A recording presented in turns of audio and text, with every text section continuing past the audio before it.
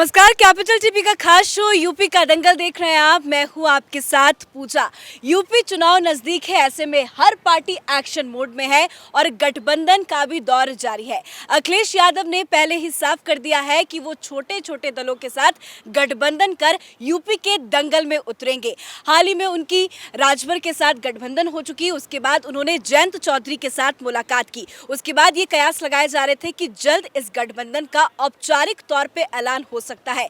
तो खबर है कि 7 दिसंबर को एक महारैली को वो संबोधन करेंगे और उसी दिन जयंत चौधरी और अखिलेश यादव अपने गठबंधन का ऐलान करेंगे। और आज इस खास शो में इसी पे चर्चा करेंगे। चर्चा के लिए हमारे साथ मौजूद है कैपिटल टीवी के editor in chief doctor Manish Kumar. Doctor साहब, बहुत बहुत स्वागत है आपका। धन्यवाद।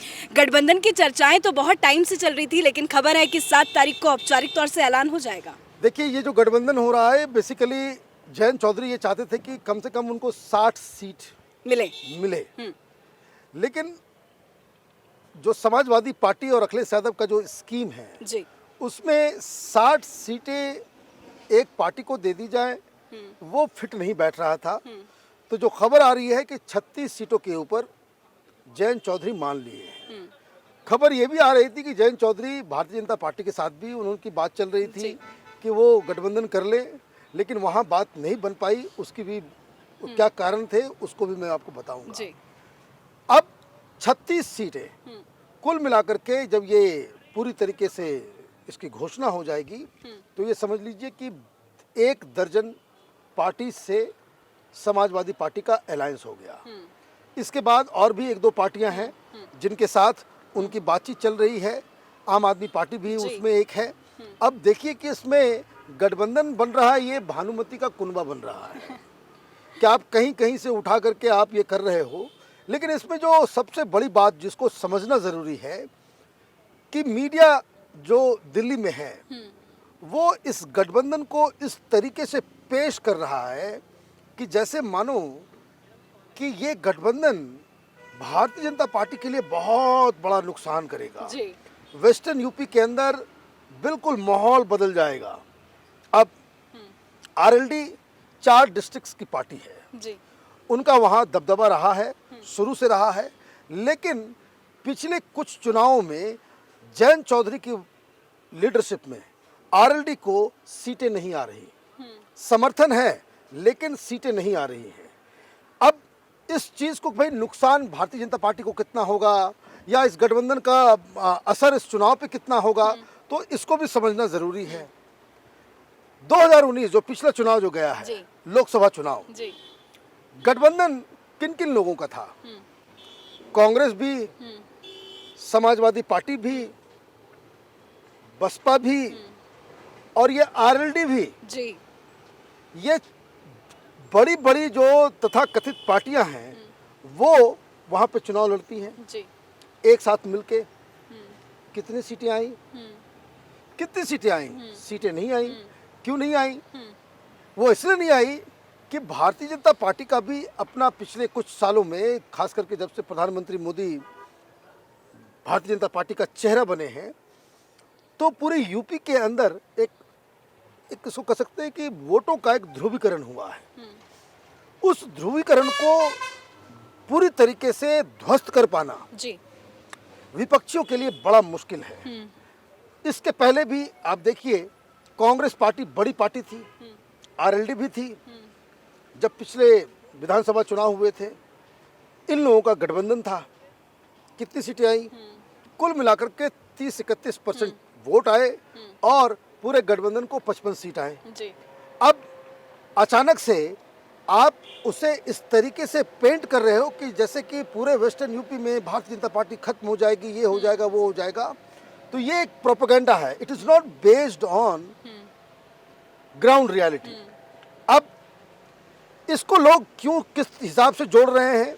वो इस हिसाब से जोड़ रहे हैं कि आप ये कह रहे हो कि आरएलडी की वजह से जो जाट वोटर्स भारतीय जनता पार्टी के साथ थे वो चला जाएगा। वोटर्स चले जाएंगे, उसकी वजह होंगी। और प्रधानमंत्री मोदी ने जो ये मास्टर स्ट्रोक खेल दिया, माफी भी मांग ली और किसान कानून को वापस भी कर लिया, एमएसपी और सारी चीज़ों के ऊपर जैसा जो सिस्टम था, जो किसान जो लोग इस अफवाह के वजह से कि भाई एमएसपी खत्म किया जा रहा है, ये किया जा रहा है, वो किया जा रहा है, तो उसकी वजह से जो डेंट होना था, प्रधानमंत्री ने माफ़ी मांग के उसको पूरा कर दिया है। हमारे बहुत सारे आप लोग भी वेस्टर्न यूपी में जाकर के, गांव में जाकर के आपने लोगों से बातचीत की, सारे लोग यही कर रहे हैं कि भाई प्रधान मोदी ने माफ़ी मांग ली और इस तरह का इमोशनल अपील कर दिया, सारे शिकायत जो है वो दूर हो गए।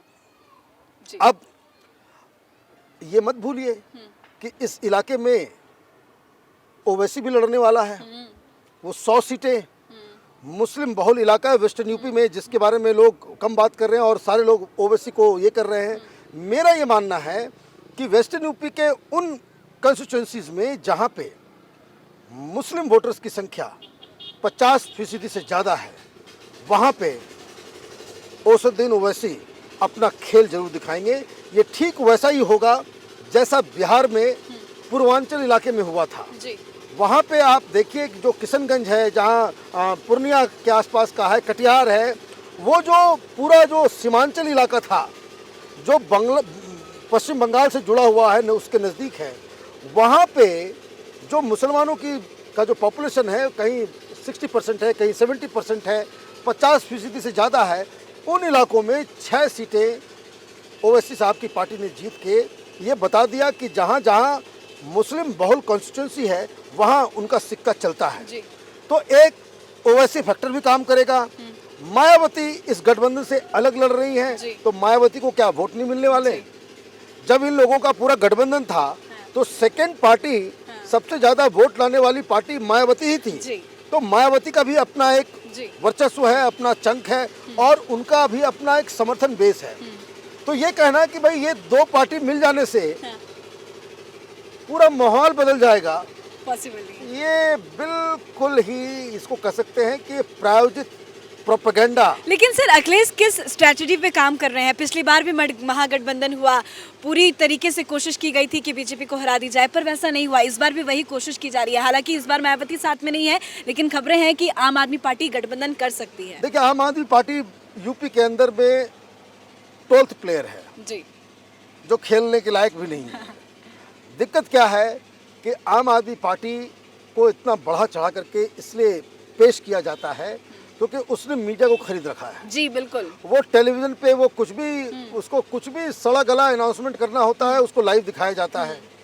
इस देश के अंदर में 30 से ज़्यादा चीफ मिनिस्टर हैं। क्या वो प्रेस कॉन्फ्रेंस नहीं करते? क्या वो घोषणाएं नहीं करते? क्या वहाँ पे राजनीति नहीं होती? लेकिन दिल्ली जैसे एक छोटे से राज्य में जहाँ पूरी तरीके से वो एक राज्य भी नहीं है, उसके मुख्यमंत्री को इतना बढ़ा चढ़ा करके इसलिए बताया जाता है कि आप देखिए किस तरह के ऐड चलाते हैं। जी। अब देखिए, अब आप मैं तो कभी कभी सोच के भी मुझे हंसी आती है कि भाई आजकल ऐड चल रहा है मनीष सिसोदिया को आगे करके कि भाई नौकरी करना नहीं, नौकरी देने वाला बनना। अच्छा, जनता ही नौकरी देगी तो अरविंद केजरीवाल से कोई पूछेगा नहीं कि तुम्हारा क्या काम है, तुम क्यों नहीं नौकरी दोगे? बाकी सब जगह, बाकी हर जगह हर चीफ मिनिस्टर से मीडिया ये डाटा के साथ आएगी कि बेरोजगारी की ये प्रॉब्लम है, नौकरी आपने कितनी नौकरी दी, नौकरी नहीं मिली, और आप बड़े मस्त होकर के खुश होकर के आप उसका ऐड चला रहे हो जो ये कह रहा है कि हम नौकरी नहीं देंगे, तुम लोग आपस में ही एक दूसरे को नौकरी दो। तो ये क्यों होता है? लोगों के दिमाग में कुछ इस तरह से चीज़ों को बिठाया जाता है, लोगों को इस तरीके से समझाया जाता है, इस तरह से प्रोपेगेंडा की जाती है कि आप उनके झांसे में आ जाएं। और ये जो झांसेबाजी की जो राजनीति है वो यहाँ भी यूपी के अंदर अप्लाई हो रहा है कि ओ माय गॉड, ये दोनों अगर एक साथ आ गए तो बड़ा बवाल मच जाएगा। जैसे पिछली बार यूपी के दो लड़के बुआ बबुआ फिर बुआ बबुआ आ गया। आप ये समझिए कि हर तरह के कॉम्बिनेशन को, हर तरह के वोट बैंक को अखिलेश यादव ने आजमा के देख लिया। कभी कांग्रेस के साथ, कभी मायावती के साथ, और अब उनके पास जो नया फॉर्मूला किसी ने समझाया है कि बड़ी पार्टियों से गठबंधन करने में समाजवादी पार्टी का नुकसान हो जाता है, तो छोटी छोटी पार्टियों से आप करें। लेकिन अगर आप ये समझिए कि 12, 13, 15 तक अगर ये कुनबा चला जाता है तो 12-13 पार्टियों के साथ जो आप गठबंधन करेंगे, कितनी सीटें आप देंगे? 36 कोई मांग रहा है, कोई 25 पे एग्री कर रहे हैं, कहीं पे 20 हो रहा है, कहीं पे 10 हो रहा है। ऑन एवरेज भी अगर आप और अच्छे अच्छे जो पोजीशन भी मांगे जा रहे हैं, और ऑन एवरेज भी अगर आप 20 मान लेते हैं तो 400 में 200 सीटें जो हैं बाकायदा आपके गठबंधन के पास चला जाएगा। उन 200 सीटों के ऊपर साइकिल का नाम लेने वाला कोई नहीं होगा, इसके सिंबल्स भी बदल जाएंगे। कोई गठबंधन करता है, इसका टेक्निकल पॉइंट समझिए कि कोई गठबंधन करता है तो वो अपने सिंबल पे लड़ता है। कोई पार्टी विलय नहीं कर रहा कि वहाँ पे जो है साइकिल छाप चलेगा।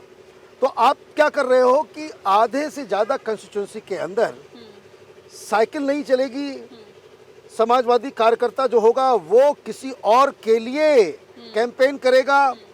लोकल ग्राउंड के अंदर जो डायनेमिक्स है कार्यकर्ताओं का और वोट का, वो भी उससे बदल जाता है। क्यों ऐसा हुआ कि भाई आप चुनाव अर्थमेटिक नहीं है कि मायावती का 20%, अखिलेश यादव का 20%, कांग्रेस पार्टी का 10%, ये 50% वोट आ जाएगा, हम जीत जाएंगे। ऐसा होता नहीं है कि जहाँ कहीं भी समाजवादी पार्टी का उम्मीदवार है तो वहाँ के समाजवादी पार्टी के कार्यकर्ता काम करेंगे।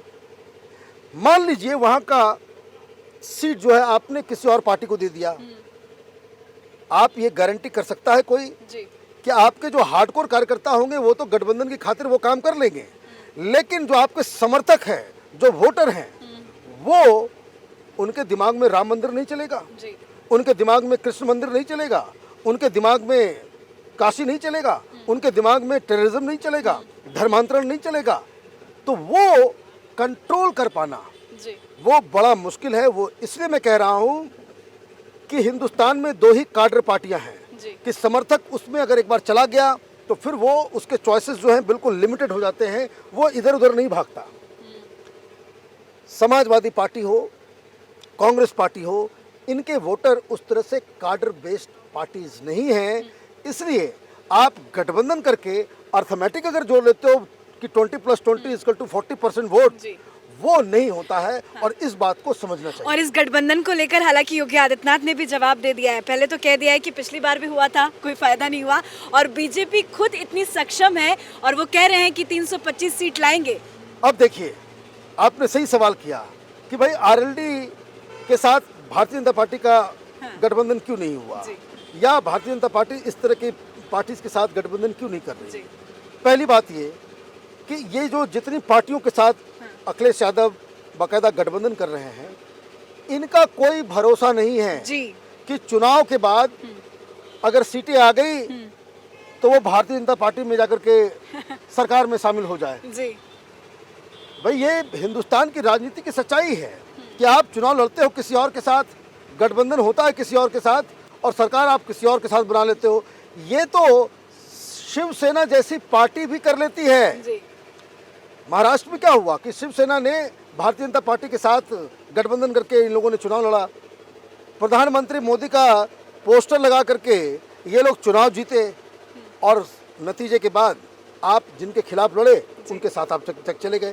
तो ये एक जो अखिलेश यादव करना चाह रहे हैं, उससे ये मैसेज जा रहा है कि ही इज डेस्परेट कि एन केन प्रकारेण सत्ता मिल जाए, विचारधारा ताक के ऊपर, योजनाएं ताक के ऊपर। आपके पास यूपी के विकास का कोई विजन नहीं है अभी तक। और दूसरी बात ये कि जब आप इस तरह के लोगों को आप ले आते हो जो स्टिंग ऑपरेशन में पकड़ाता है कि हमें इतना पैसे दे दो, हम इतनी सीट दे देंगे, ये सब ज़्यादातर लोग, और मैं आपको बता दूं कि ज़्यादातर पार्टियां जो अखिलेश यादव के साथ जुड़ रही हैं, गठबंधन बना रही हैं, ये इसमें 50% से ज़्यादा सीटें ये छोटे छोटे दल वाले वो बेच देंगे। टिकट की नीलामी होगी, और ये हिंदुस्तान की डेमोक्रेसी को, इलेक्टोरल प्रोसेस को कमज़ोर करने वाला, और उत्तर प्रदेश के अंदर एक वीक गवर्नमेंट, अनस्टेबल गवर्नमेंट, जिसका न और है न छोर है, न विचारधारा है, न कुछ है, पुल्स एंड प्रेशर।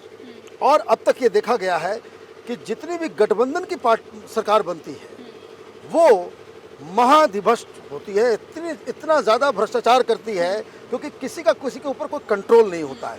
तो ये मुझे लग रहा है कि अखिलेश यादव अपना स्ट्रेटजी बनाए, लेकिन इस तरह के गठबंधन यूपी के लिए घातक होंगे। चलिए, बहुत बहुत शुक्रिया सर बातचीत करने के लिए। तो यूपी में चुनाव नजदीक है, ऐसे में हर पार्टी अपनी अपनी तैयारी में है, पर अखिलेश चाहते हैं कि किसी भी तरह से वो मुख्यमंत्री की कुर्सी पे बैठ जाए, बीजेपी को हरा दे, जिसके लिए वो अलग अलग पार्टियों के साथ गठबंधन कर रहे हैं। हाल ही में उन्होंने ओम प्रकाश राजभर के साथ गठबंधन किया और अब खबर है कि 7 तारीख को एक रैली करेंगे और रैली के जरिए वो जयंत चौधरी के साथ गठबंधन करेंगे। हालांकि 36 सीटों पर बातचीत हो चुकी है, लेकिन औपचारिक तौर पे ऐलान, औपचारिक तौर पे मुहर 7 तारीख को रैली के जरिए ही लगेगी। यूपी के दंगल में फिलहाल इतना ही। कैमरा पर्सन अशोक के साथ मैं पूजा, कैपिटल टीवी। 2 साल पहले शुरू हुई एक मुहिम, मीडिया में एक नया आंदोलन, शपथ झूठ को बेनकाब करने की, संकल्प सच को आप तक पहुंचाने का, और इस क्रांति को मिला आपका साथ। हर दिन हमसे जुड़े लोग, 10 लाख 70 करोड़ से ज्यादा दर्शक हमें देख चुके हैं। अब है आपकी बारी। उत्तर प्रदेश में नए आंदोलन की तैयारी। आपका कैपिटल टीवी अब और स्पेशल और fresh. Capital TV Uttar Pradesh.